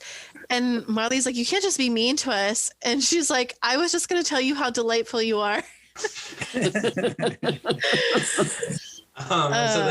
they're all leave, and they're like, "Merry Christmas." And Sam's like, "We're not going to make it to Christmas. And that's why I'm going to sing you this Christmas number, Brittany." And so we get the cheerleaders to come out, and he sings Jingle Bell Rock. Yeah. That was kind Hated of... it. Hated it. Sexual, wasn't it? It was very coarse. Majorly. It was very coarse. I'm an old guy, you know, that hasn't functioned. No, never mind. I mean, I know Mean Girls was a little suggestive, but this was coarsely suggestive. Mom brought that. Yeah, this is just coarse. Yeah, they brought up the Mean Girls thing. They do. Lindsay Lohan in a short skirted. The pink. That was the plastics. That was meant to be very ironic. This was very serious. Glee was like, I know what we're doing, and we're going to do it times 1,000. Yeah, where the cheerleaders have their like skirts basically flipped up, and we're like, these are supposed to be teenage girls. We don't want to watch. I wonder if the same guy who's directed the episodes where there's a lot of like under skirt shots, I wonder if he directed this too. I'm going to look it up. Oh, that's a thing. Yes, there's lots of frustration they had with the cheerleaders' outfits. And there's a lot of sexualization of the cheerleaders and in general high school girls. There's a particular director who frequently will have numbers in which the camera it clearly pans so that you can see when they turn or move that you see their under their skirt and you see the Spanx or whatever they have. And we're just like, these are children. Even if they're played by adults, they're still children. Mm-hmm. Right. It was directed by Adam Shankman, who directed, The Pacifier and Hairspray. Yeah. Okay. Well, shame on you, Adam Shankman. Yeah. I also didn't like the deer thing. They were all wearing antlers and like had face paint that made their noses. It was like one of those Snapchat filters come to life. Yeah. That's what I kept thinking of. I didn't remember that part. Yeah. I just didn't care for that. It was just overly weird. I didn't like it. The sexualization of the cheerleaders, number one, and then the fact that they were deer. So it was like weird. Which doesn't fit in with the lyrics of Jingle Bell Rock because it says "Giddy up, Jingle Horse." Yes. Yeah. Interesting. Which, it wouldn't be any better if they were dressed up as horses. No, it would still be bad. It would still be bad. This was not a costume suggestion. So they sing. He sings Jingle Bell Rock, and then he proposes to her. Oh, he says, he had a big "Here's rock. another rock," and he's like, "Ding." Which backstory for my parents? Sam. Last time we saw his parents, he was living in Kentucky, working as a stripper as an underage boy, which is upsetting. And then they convinced him to move back to Ohio. His parents were still in Kentucky, and he was living with Finn. Then Finn graduated and went to the Army, and we don't know where Sam is living right now. And going back to how Bird is a congressman, they split their time between Lima and D.C., so Sam could be at the house all by himself, or he could be on the streets. He could be living with Brittany, or our theory, he lives at the school. Yep, living in the high school. Yeah. Oh. So there are showers. There's showers. You can maintain your hygiene, and you get at least one square meal a day. Yep. Or just raid the cafeteria after it's closed exactly. up. Yeah. So we don't know where Sam is living, let alone how he can afford an engagement, right? And the fact that Brittany sleeps either on his floor or he sleeps on her floor the night of when the world's going to end. Honestly, I just imagine Sam like going to the dollar store and picking out a ring. Like a mood ring. So they decide to get engaged, and then Coach V says she was certified by the Mayan Church website to marry them, and they get married in the locker room. Yes. She's wearing she looks like a forest princess. She's got like a flower crown. Brittany, yeah. You know what it reminded me of? The movie that came out a couple of years ago. Midsummer. Yeah, I knew exactly what you were talking about. Midsummer. That's where Ari Aster got his idea from this episode. Hey, Cullen, remember that Celtic festival we went to with Jim before we left? They had a wedding. Those people, the creative anachronists. Is that what they? Yeah. They have a wedding, and they all wear. That's the big thing, is to wear flower headdress things for the brides. And so I don't know where that came from, but I'm throwing that out there. That was Brittany's. They dress up as knights and they fight at nights at fairs. Yeah. And then they actually live their lives like that. And when they have a wedding, because Jim showed me pictures, they're wearing. Oh, wow. That's a thing. News you can use. Wow. Yeah. That's cool. Do they still have Wi-Fi? Yes, and they still have one. Thank God. And in the Middle Ages, brides wore green to represent fertility. Yeah. Mm-hmm. White was Queen Victoria's thing because she's like, I'm so rich I can afford a white dress that I only wear once. She could afford famine. Yeah.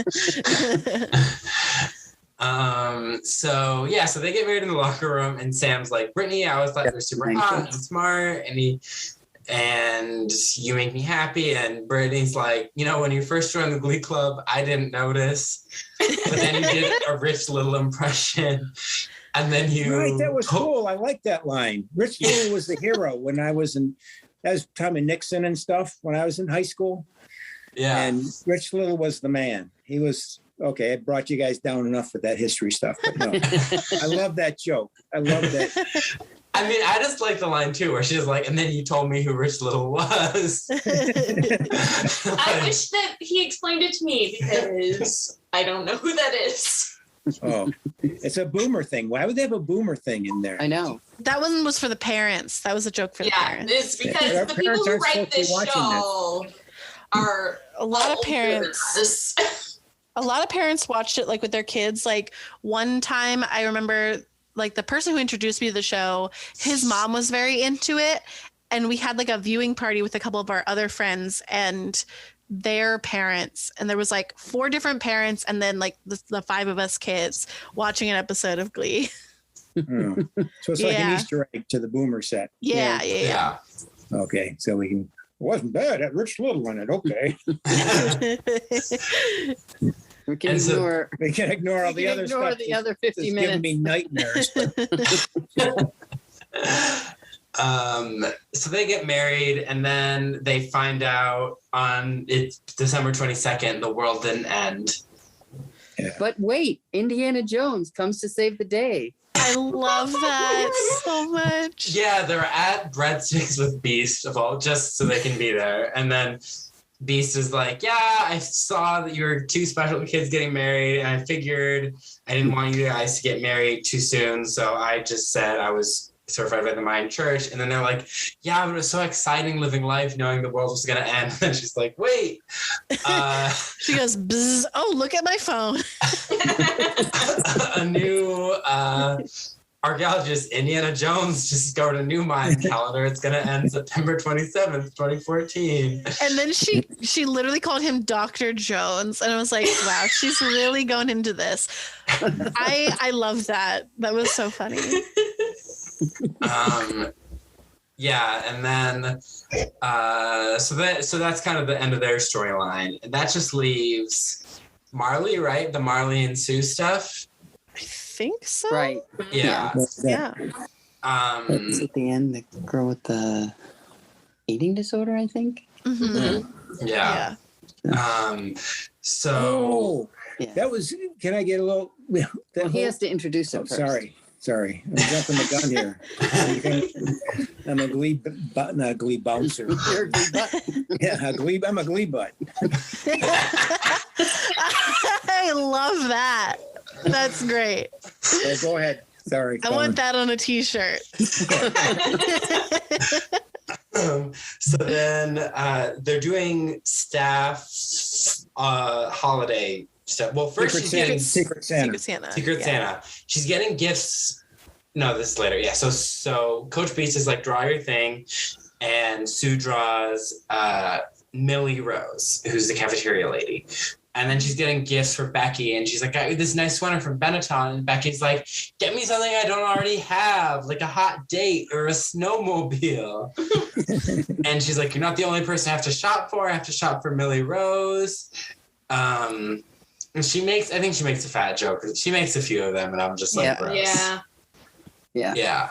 And then she walks by and she sees Millie and Marley, and Millie's like telling Marley, like, no Christmas tree this year, no presents. You have to save our money for a psychiatrist, take care of your eating disorder.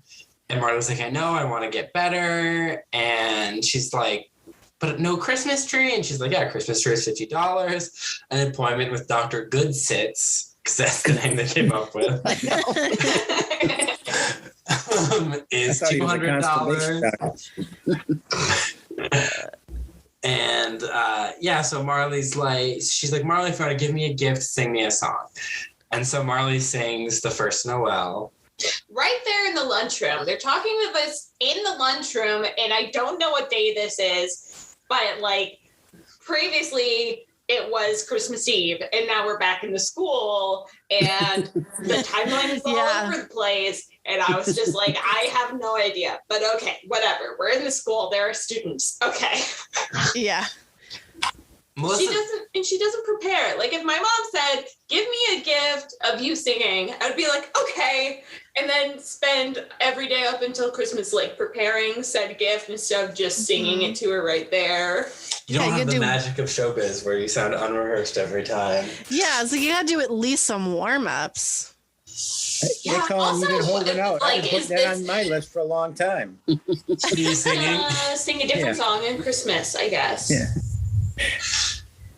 So she sings The First Noel. I mean, Melissa Benoist has a great voice, so it's a nice cover. Yeah, and it was a cappella. There was no musical accompaniment, which was pretty nice, actually, for Glee. That doesn't happen a lot. And it was live, right, too? Like, she's singing it there. It wasn't a recording? I don't know about I think it's a recording. It sounded pretty crisp.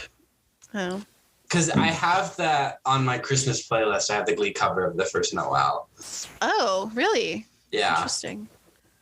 I don't remember that one. It's one of the few ones from this episode that made the playlist. Believe it or not, Feliz Navidad did not make. I'm going to make a playlist of just that song. So then, so Sue sees this, and Sue is like, goes into her the choir room, which is now her Cirque du Soleil room. Yeah. She is like most definitely skulking outside the door, like watching this. Loves a lurk.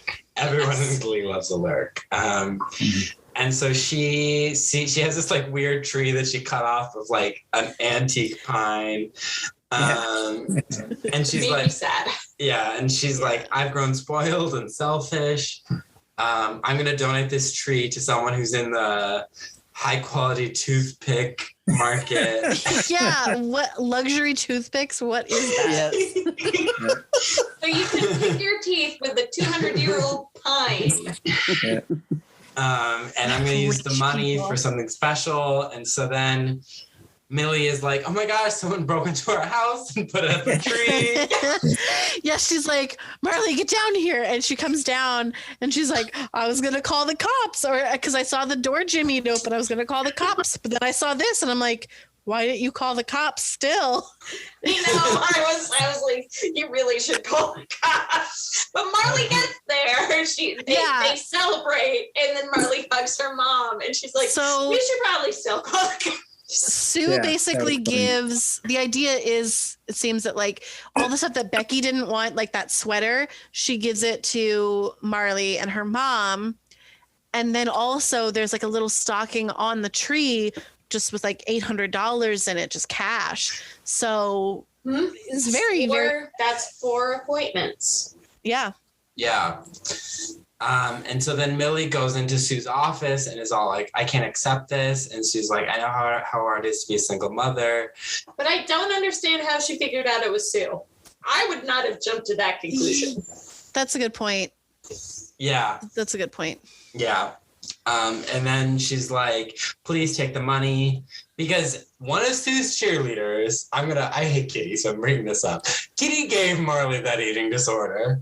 True. And no, they explained it. They explained that she bribed Becky with candy. Becky with candy. Yeah. Oh, that's right. Yeah. But I mean, why would she bribe Becky? Yeah, how would she know to bribe Becky? Yeah, exactly. I'm still not convinced by that. Kitty gave Marley that eating disorder, and honestly, Kitty's parents should be paying for some of those sessions. Yeah, really. Who's Kitty? Who's Kitty? Yeah, Is she's she not in? in this episode. She's the blonde cheerleader who's sitting on the piano during the final number. Oh, okay. She Didn't stand out. You guys were talking about ableism earlier. Did you see that one line? It was What line? atrocious. Where she said, "How dare that big-loined lunch lady have such a beautiful daughter?" Oh yeah, that was awful. Yeah. And then she has, I don't know, is that Down syndrome kid? Is that her or her sister? Her sister, I think. It's her sister. No, the Down Becky. syndrome. Becky isn't Sue's sister, but Sue did have a sister with Down syndrome who died. Mm-hmm. Oh, okay. Mm-hmm. So that's kind of like, ooh, sour grapes in an icky way. Yeah. Yes. I'm educated and I'm cool and but this simpleton can have this beautiful daughter. That was kind of sad. It was gross. Yeah, and just the way they Yeah. talk about like she's like side shimmy your way out of my door. Like it's just Yeah. the way Yeah. they treat people who are larger in Glee in general is pretty gross. I can't even imagine how the actress must feel. I was thinking about that too. Like, obviously, like as an actor, you know, like, okay, I'm playing a character, they're playing a character, but like, regardless of the representation, like if you're seeing this in media, Mm-hmm. like, and she's hearing it to her face, even as a character, Yeah. like I can't even imagine. Yeah, that'd be awful. Yeah. Yeah. Yeah. Sue, they try and get away with awful things by being like, well, Sue's a villain, she can say them. Yeah. Right. She But has she has yoga pant privilege. No, she's not. She's wearing sweatpants, Oh. not yoga pants. Sweatpant privilege. This was Yeah. before yoga pants, I think.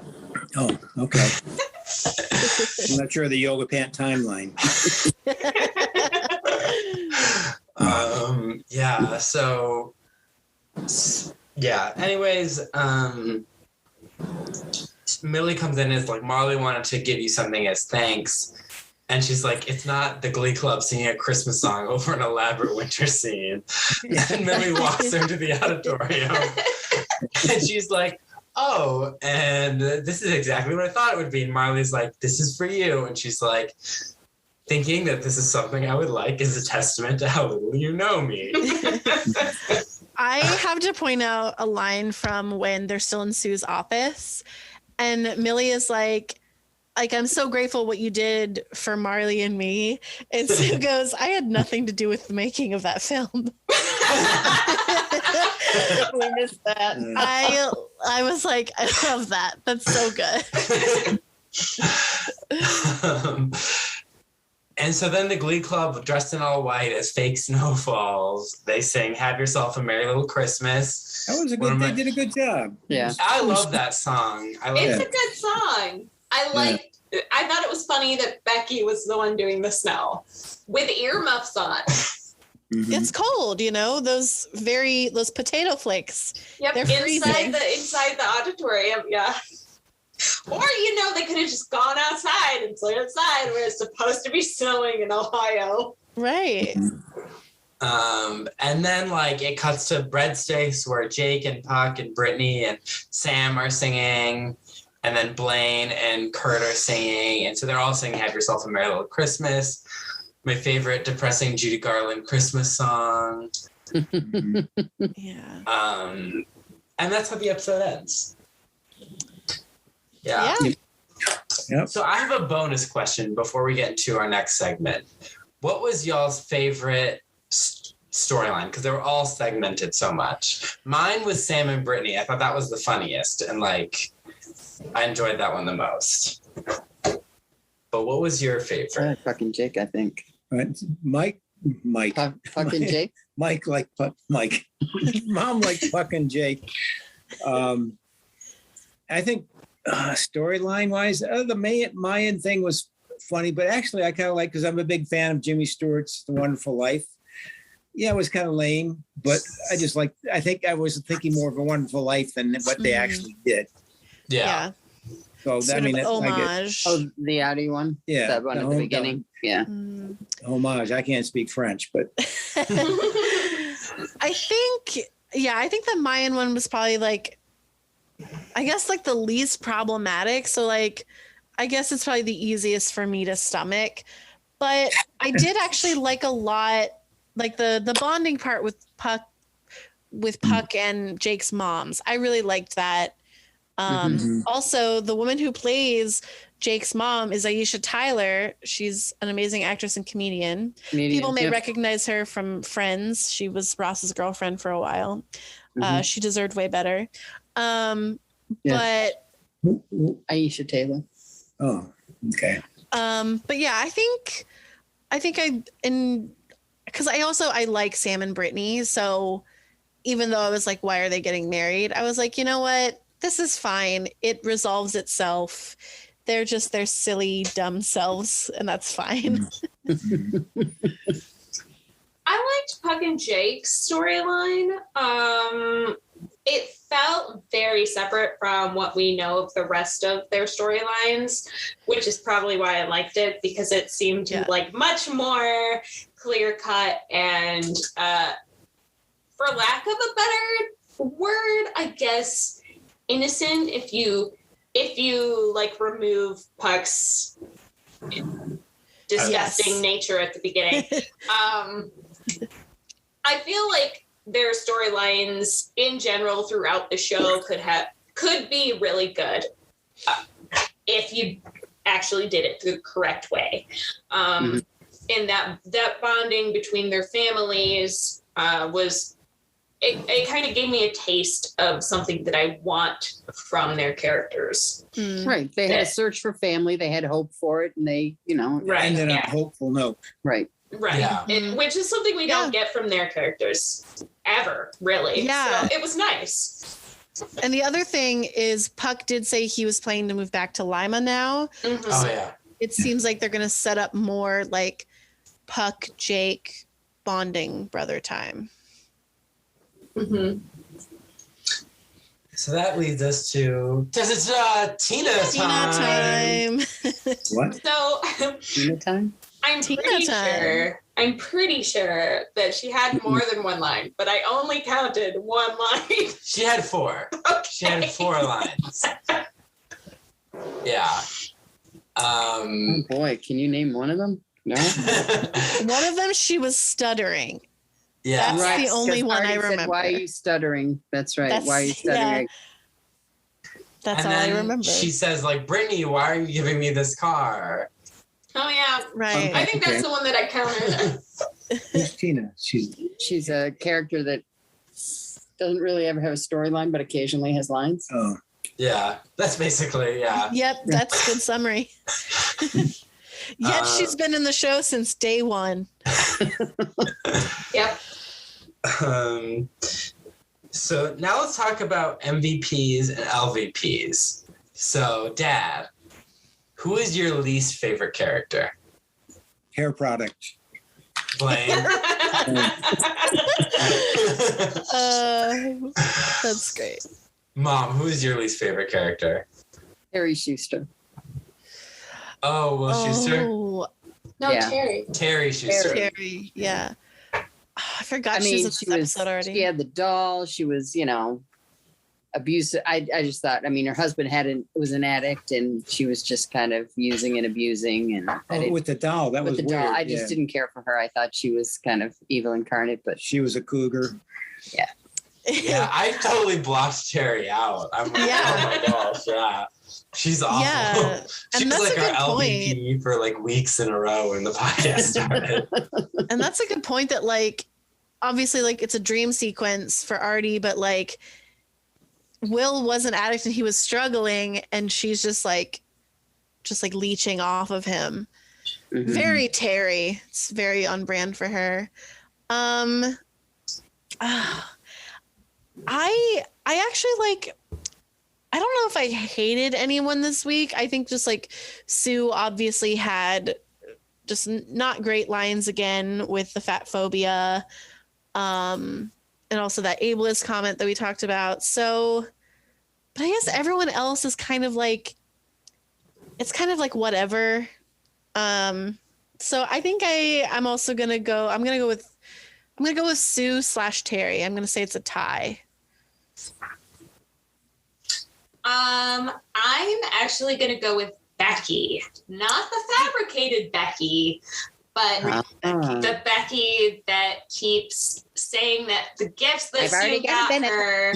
Yeah, exactly. Like that is not how you're supposed to receive a Christmas gift. Even if you don't like it, you're supposed to be thank you and like be appreciative, at least outwardly. Like we've all gotten gifts that we don't like, but that's not how you express yourself. Yes. When you're receiving a gift. Everyone needs to be like the avocado boy. Yes. An avocado. Exactly. Thanks. Oh, mine. I miss you. She just, I don't know. Like, I feel like she. Yeah. But Becky knows better. Yeah, Becky's exactly. old enough to know how to better. And I just, she was acting so spoiled and kind of like I don't, it gave me a nasty taste in my mouth. Like, I think they were overplaying it too, just to make Marley look that much more deserving. Yeah, for sure. I think otherwise you look at her and think, what are you deserving of? You know, you're beautiful, you sing well, what's your problem? You know, because she's the Mirror Sue, except for the eating disorder. The newsboy caps. And the newsboy caps. Yeah. Also, just want to do an honorable mention in the LVP category for the janitor who forgot to salt the ramp. Yes. That did real damage. Oh my goodness. We didn't talk about this, but did any of you notice that the person playing the piano is a different person now? Yes, I noticed that. It's not Brad anymore. Brad left for real. He really left. We have to keep an eye on that the next like couple of weeks. Like if he's gone, I'm gonna be so sad. My LVP, I'm going with Sue because of the stuff that she says. I'm like, I'm done with this. We're 4 seasons in. It's no longer cute. Like, get it together, Sue. Yeah. So, Dad, who is your favorite character? Your MVP? Finn. Yeah. You're helping Artie. Yeah. Yeah. And, I mean, just the accent and, you know, he was an angel. No, that's Rory. Okay. Finn was the one who picked him up. Oh, that guy, yeah.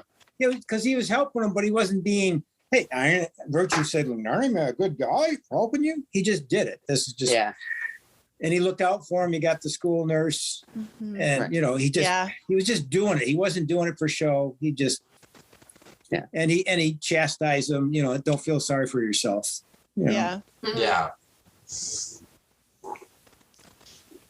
Mom, who is your MVP? Puck.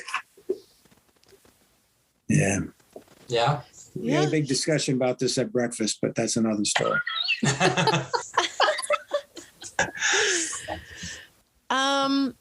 I am going with the 2 moms. I think they obviously like came to the table with a lot of frustration and probably anger at each other, and also at least on Puck's mom's side. But very quickly they were able to like, you know, they listened to their sons who were just like, we just want to be a family. Let's just get over this and cherish each other. And it worked. And they were like, you know what? We're going to have a good time. So, yeah. I'm going to go with Bert because I think it was really sweet that he surprised Kurt, especially when like we knew that Kurt was going to be alone on Christmas and it was kind of sad and like he wasn't feeling the best. And then Bert showed up and just the best dad ever. I also want to like give him props for telling Kurt about his cancer, even though it was Christmas. Like that's some big news. And he didn't wait, even though he could have. And I appreciate that. I heard about my dad's on Ash Wednesday. Much more appropriate holiday for that. Yeah. the prostate cancer? Yeah. Oh, okay. I had to drive him. Well, he had many cancers. I just wasn't sure which one. Yeah, well, pick a card, you know. Sorry. Oh.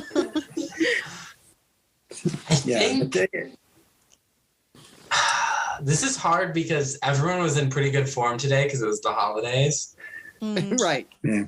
I think I'm going to go with Brittany mainly because I love the line where she told Joe, "I don't know what your deal is." He's the most nondescript character. And I just like the storyline with her and Sam. So yeah, I'm going with Brittany.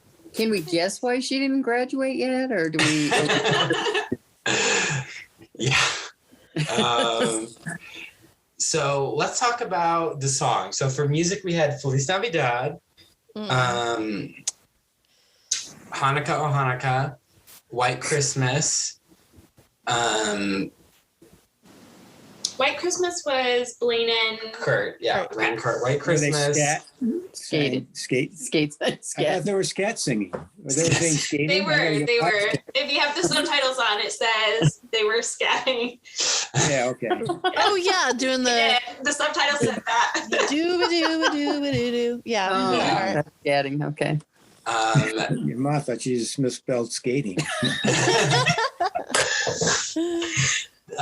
Jingle Bell Rock, the Have first Yours- Noel, and Have Yourself a Merry Little Christmas. Yeah.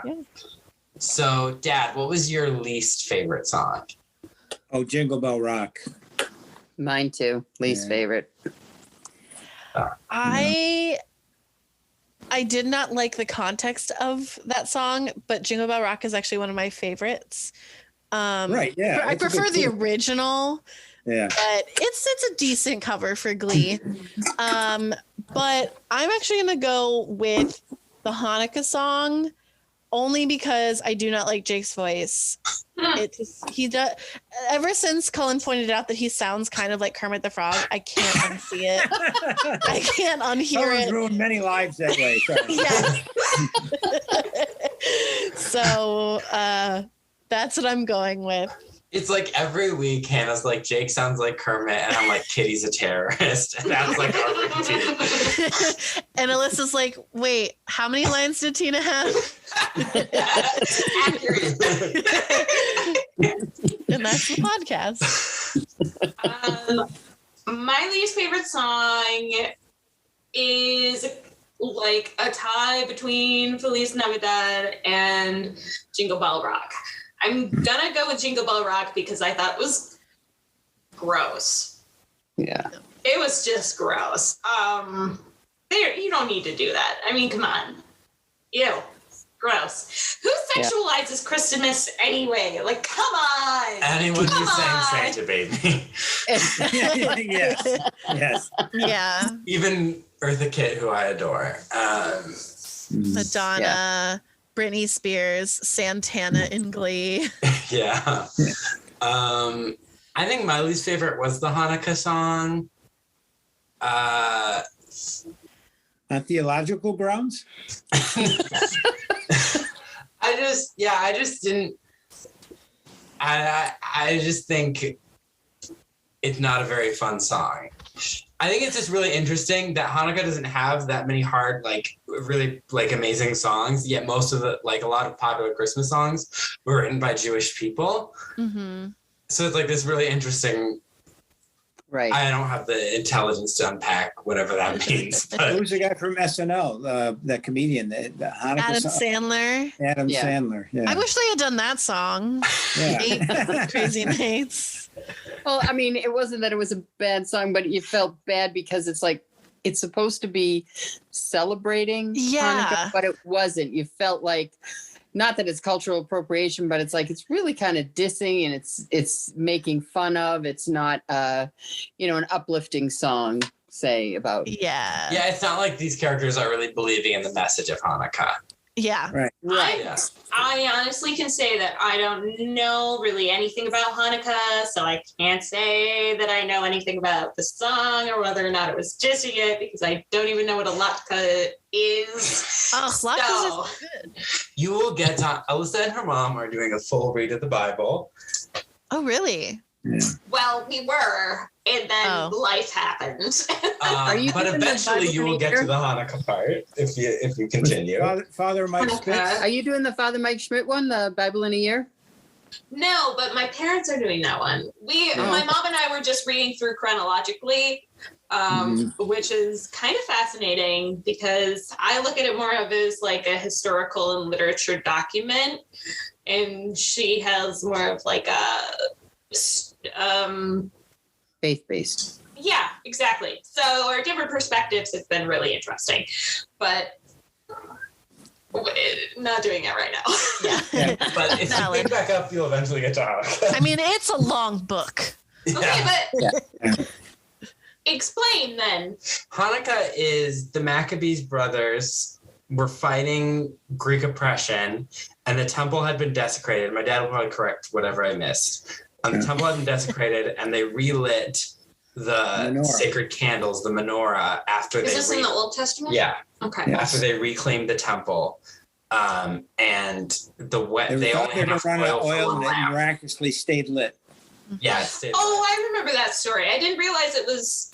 That's where Hanukkah comes from. Yeah, it's in the Catholic Bible, but it is not in the Protestant Bible. Those guys, those other guys. You want to talk about? Yeah, because you're saying you're reading the Bible, and I was like, well, your version is even longer than the version I would be reading. So right. Yeah. There's so many different versions and like different translations. God, could you imagine? I couldn't do a King James version for that much longer. It's too hard to read. I like all of these and thous. If I knew Greek and Hebrew, I would be reading in the original languages. That's what I would do. Right. So, what was our favorite song in this episode? How do we go from Glee to theology? But anyways, they go hand in hand. Yeah. You're just praying to God for it to be over. When is the episode going to be over? Yeah. So, Dad, what was your favorite song? Have Yourself a Merry Little Christmas. Did a good job on that. Yeah. Mom? Feliz Navidad. Yeah, don't you feel bad? Spicy. Don't you feel bad when you're sleeping tonight, young man? Hot take. Kissing your mother's favorite song. I mean, I have to say, I was singing along because that song reminds me of being in high school, and like in my Spanish class, we would sing that in like the Spanish parts. So I actually know what they're saying, which is cool. I picked White Christmas because I do like that song. Oh, that was a skating one, I think. Yeah. Yeah, the skating scat one. Yeah. And I know like sometimes Kurt's like falsetto kind of, it's not Drives always me crazy. Yeah, it's not always the best thing you want to hear, but I thought together their voices sounded really nice on the song. So. Oh, we forgot to. So remember the episode when Blaine auditioned for West Side Story? And Kurt was lurking and watching him audition. I remember my mom watching that scene and being like, he's making his prune face. His face that he looks like he's eating prunes. And we've discussed this at one point on the podcast. Yeah. Oh my gosh. That's so funny. I do not recall this. Yeah. I mean, it was on Tuesday night, so I'm pretty sure I was writing remember stuff. I was writing like a Briar Rose email, like to the cast or something, because that's when that season was on, and that episode was on, and you were like, thinking his prune face, yeah. So, Alyssa, what was your favorite song? My favorite song was also White Christmas. I did think that their voices sounded really good together. I liked watching the figure skaters. That was entertaining for me. I was like watching figure skaters. They're just very pretty and talented. And I also sang along to that song. Because if I really like a song, I end up singing to it. And I sang along to that one. Did you scat? Oh yeah, I did kind of, but I kind of missed a few because you can never quite tell when it's gonna happen. Yeah, my favorite was Jingle Bell Rock. No, I'm just kidding. My favorite was Have Yourself a Merry Little Christmas. I love that song. And nut doesn't fall far from the tree. Yeah. I liked that one. Yeah, so that's the end of our episode. Mom, Dad, do you have any social medias you'd like to plug? What? Social media? Is that what you're supposed to do? Plug your website or something? Yeah, like we always ask people if they have social medias they want to plug. Oh, there's plenty of people who say no, thank you. No, thank you. Thank you. No, Thank you for thinking of it. my book will be coming out soon. Oh, It's still Yeah. it's at the designers. Is that the designers? The graphic designer laying it out. So I would do it myself, but it's too personal. So yeah, my buddy Jim's doing it. So, hey, so one of these Glee boots, I'll give you the website and the link. Okay. Yeah. And you'll just say What is your book about? Camelot. Oh, Growing up in the that's where best- you get it. no, he means his childhood. My childhood. JFK's Camelot. JFK's Camelot. Yes. growing up in Detroit in the 50s, it was the best of times. Yeah. It was best. Yeah. It was a cool time to grow up before social media. And it's all about that kind of stuff. Very cool. So, Cool. yeah. All right. So, listeners, Yeah. you can follow Gleeboot on Instagram, Twitter, and TikTok. We are at Gleeboot Pod. And then also on Tumblr, gleebootpod.tumblr.com. Did we ever get a TikTok figured out, Cullen? I have not gone back to our TikTok. That's okay. We'll figure it out. You can follow me on YouTube at your boy Ryan, and you can follow me on Instagram and TikTok at your boy Ryan99. And you can follow me on Instagram at a.m.swearingen.